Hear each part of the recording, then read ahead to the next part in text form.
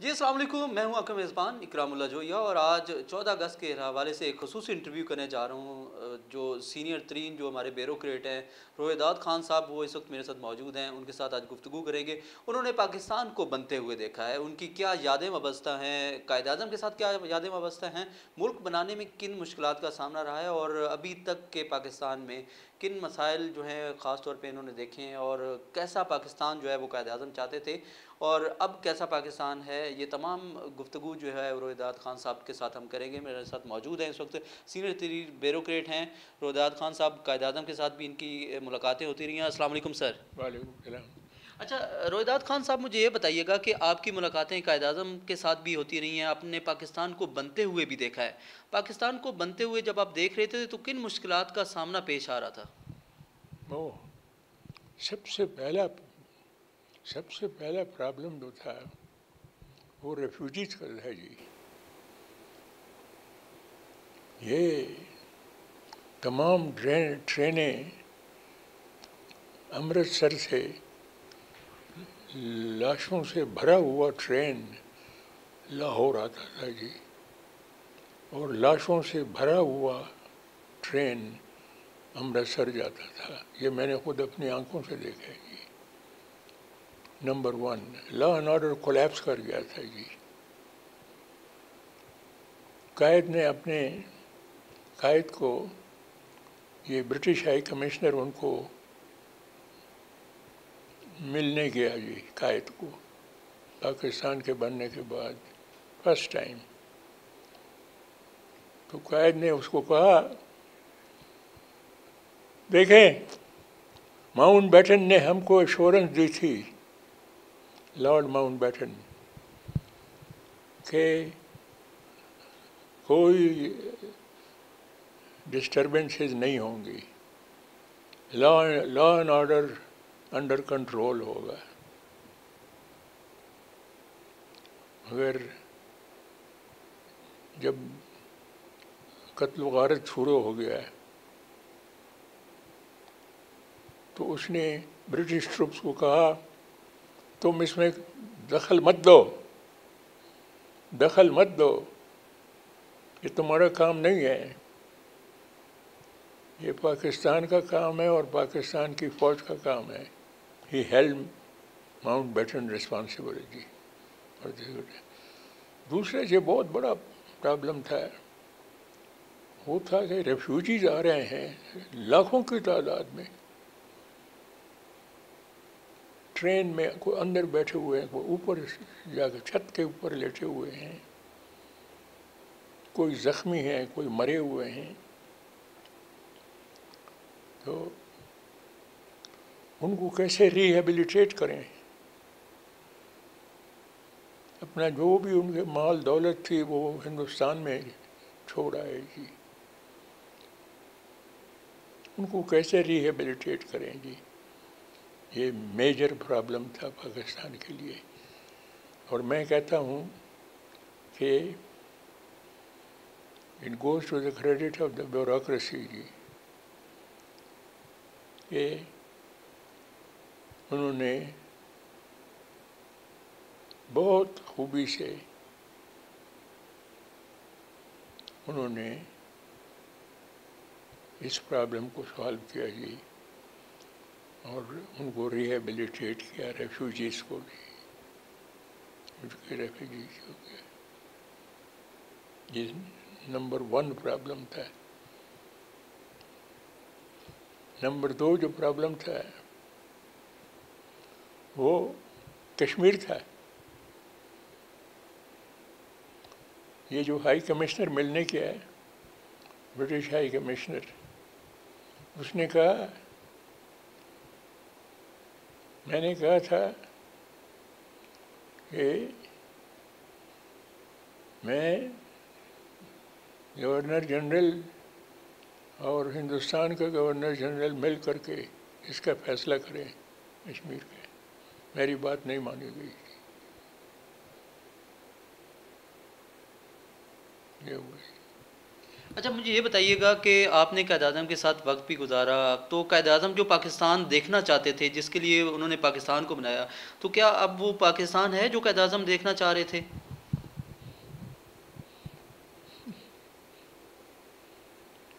وہ وہ پاکستان ختم ہوا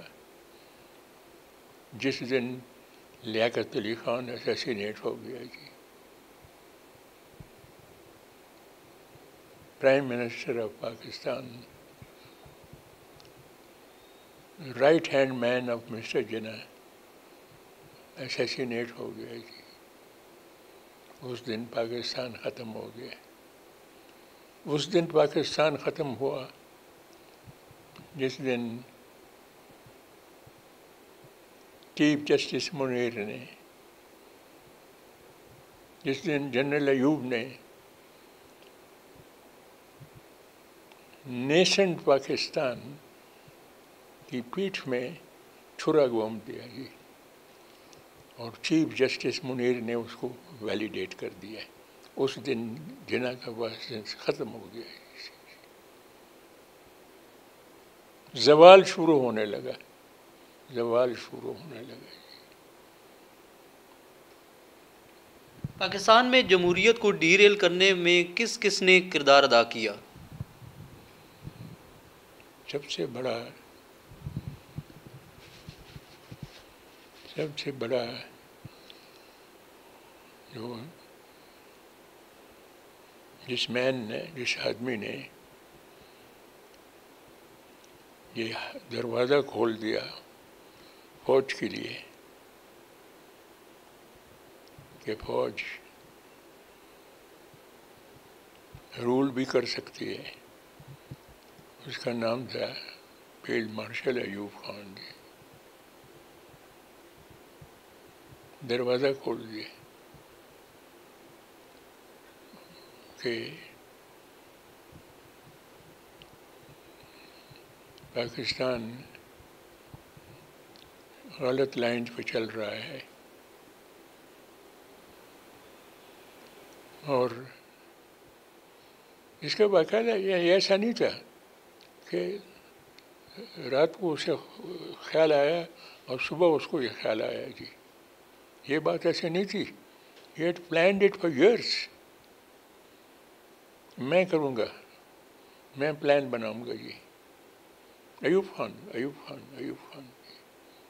اور اس کو یہ بھی پتہ تھا کہ فوج انوالو جو ہے، ایک دفعہ انوالو ہو جائے اس کے بعد اس کو پالیٹکس سے باہر نکالنا ناممکن ہے. یہ ایوب کو پتہ تھا جی. پاکستان کو دو حصوں میں تقسیم کرنے کے ذمہ داران کون کون ہیں؟ پاکستان میں کو دو حصوں میں تقسیم کرنے والے، جیسے میں نے پہلے عرض کیا، general Yahya Khan because he was in the driving seat,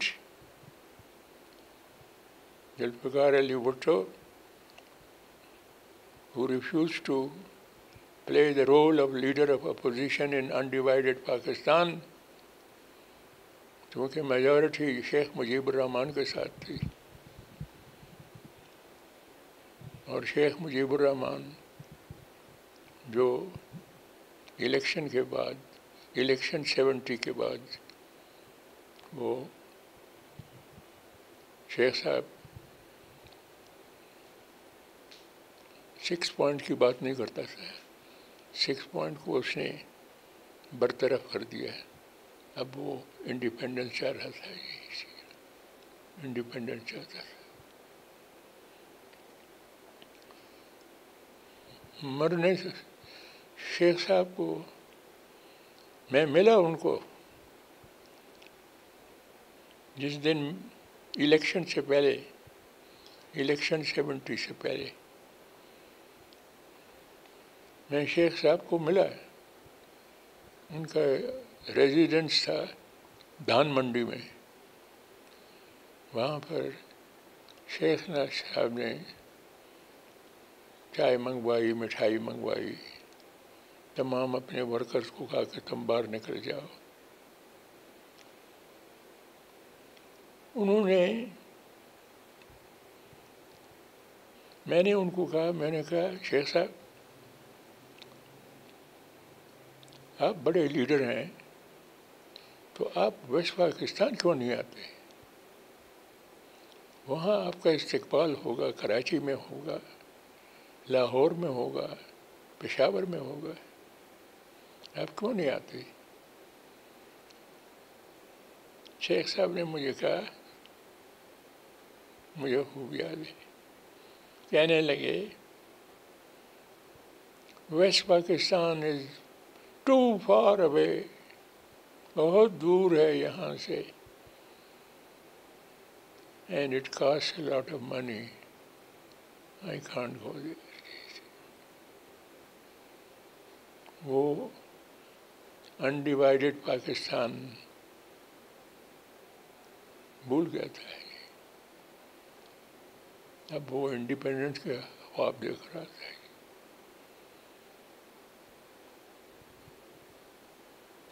ملک میں فوج کے کردار کو کیسے دیکھ رہے ہیں کہ فوج جو ہے اپنا کیسا کردار ادا کری ہے اور کیسا اسے کرنا چاہیے تھا؟ میں تو کہتا ہوں نا جی کہ پہلی دفعہ ماشاء اللہ لگا ملٹری رول،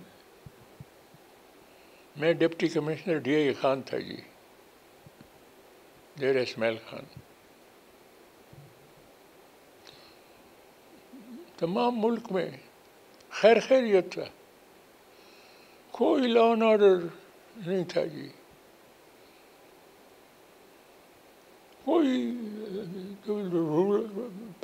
رولر تھے خواجہ ناظم الدین کی پارٹی کے لوگ، کوئی کرپشن کے چارجز وہ کوئی نہیں ان پر لگا سکتا تھا جی، مگر ایک دن صبح مجھے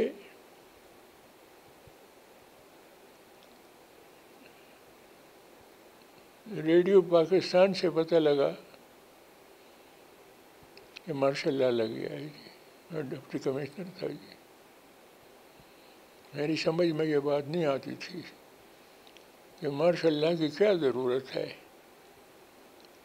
ڈیموکریٹک سسٹم کو ڈیریل کرنے کی کیا ضرورت ہے، جمہوریت کو ختم کرنے کی کیا ضرورت ہے، ملک تو خیریت سے چل رہا ہے جی،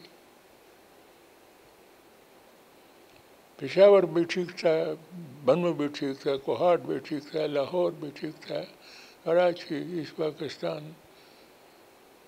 کوئی ڈس آرڈر نہیں تھا، کچھ نہیں تھا۔ جیسے میں نے عرض کیا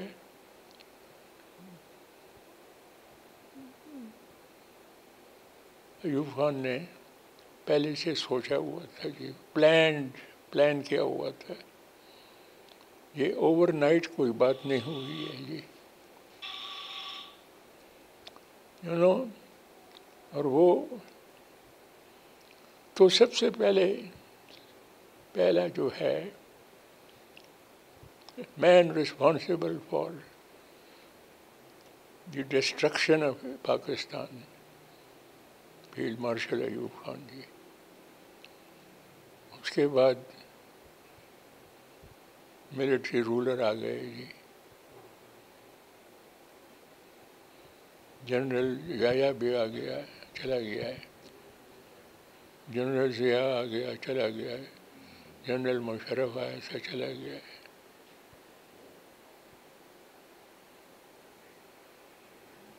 chief supreme court chief justice انگوٹھا لگاتی تھی، ویلیڈیٹ کرتی تھی۔ اچھا مجھے یہ بتائیے گا کہ جو قائد اعظم ہیں وہ کیسا کشمیر چاہتے تھے اور کشمیر کے حل کے لیے جو ہے قائد اعظم کی کیا سوچ تھی؟ وہی میں کہہ رہا ہوں نا جی، قائد نے کہا کہ دیکھیں اس پہ وقت ضائع نہیں کرنا چاہیے، اور دونوں گورنر جنرل مل کر کے اس کو سالو کریں جی۔ یہ قائد نے جو اس کو کہا تھا جب high commissioner British high commissioner نے کال کیا قائد کے اوپر، دونوں ہائی کمشنر، دونوں رولرز پاکستان کے اور ہندوستان کے آپس میں مل لیں جی اور یہ فیصلہ کر لیں، بغیر اس کے بغیر کوئی چوائس نہیں ہے جی. یہ 70 سال پہلے کی بات ہے، یہ 72 سال کی بات پہلے کی بات ہے. اس وقت کن مشکلات کا سامنا تھا کہ کشمیر کا فیصلہ جو ہے وہ پاکستان کے ساتھ نہیں کیا جا سکا؟ کون ذمہ داران تھے اور کیا اب کشمیر کا مسئلہ حل ہو سکتا ہے، اور اگر ہو سکتا ہے تو کیسے ہوگا؟ دیکھیں نا جی، اس وقت قائد جو تھا وہ جو بھی فیصلہ کرتا قوم اس کو مان لیتی جی، ایکسیپٹ کر لیتی.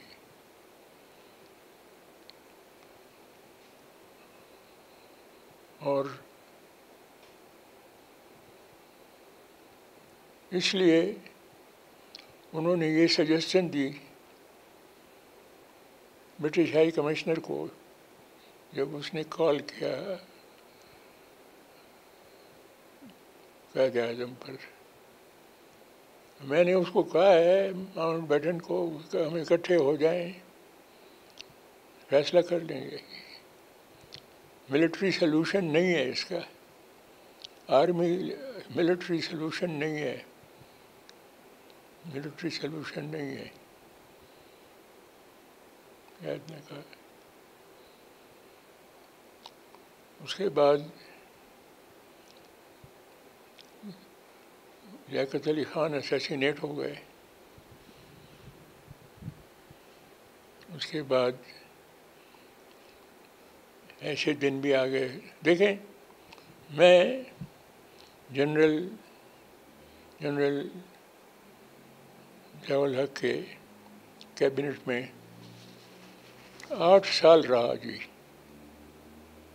ہر کیبنٹ میٹنگ میں نے اٹینڈ کی. کشمیر کا ذکر کبھی نہیں آیا، کشمیر کا ذکر کبھی نہیں آیا.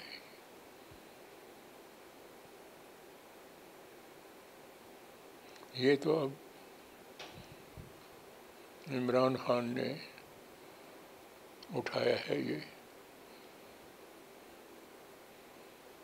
مگر دیکھیں سیکورٹی کونسل کا ریزولوشن ہے کہ پلیبیسائٹ ہوگا، لوگوں سے پوچھا جائے گا، کشمیر کے لوگوں سے، تم ہندوستان جانا چاہتے ہو یا تم پاکستان جانا چاہتے ہو. اس کے اوپر عمل درآمد ابھی تک نہیں ہوا جی. اور جیسے وقت گزرتا گیا ہندوستانی کشمیر کو اپنا حصہ سمجھنے لگے. پاکستان کا، ہندوستان کا ایک حصہ ہے، پاکستان کا ایک صوبہ ہے جی. اب ان کو ہٹانا جو ہے مشکل کام ہے جی، مشکل کام ہے. آپ 14 اگست کے حوالے سے پاکستانیوں کو کون سا پیغام دینا چاہتے ہیں؟ دیکھیں، میں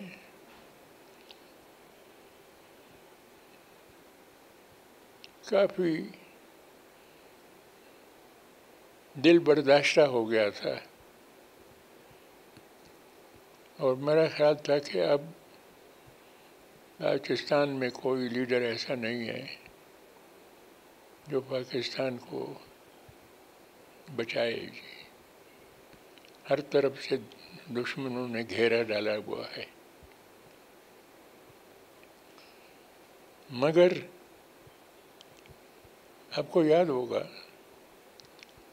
جب چیف جسٹس افتخار نے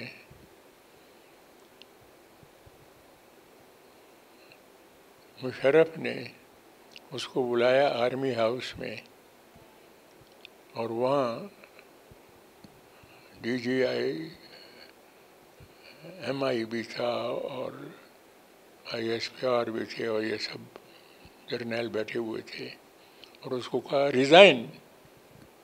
اس نے کہا آئی ول ناٹ ریزائن. جی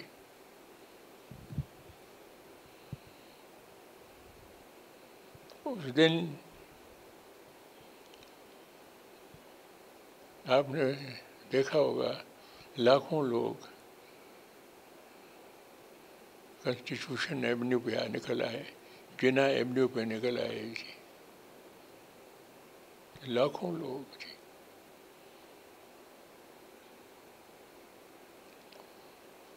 تو اب یہ میں کہتا ہوں، اور وہ لوگ جو تھے general Musharraf in army, in army uniform, ان کو ہٹایا عام لوگوں نے. میں بھی شامل ہو گیا تھا ساتھ. جب وکلاء باہر نکل آئے میں ان کے ساتھ تھا. جی day after day, week after week, month after month. اس کی وردی عوام نے اس کی وردی اتروائی. جی صحیح. جی اس کو نکال دیا. جی یہ کبھی نہیں ہوا تھا پہلے.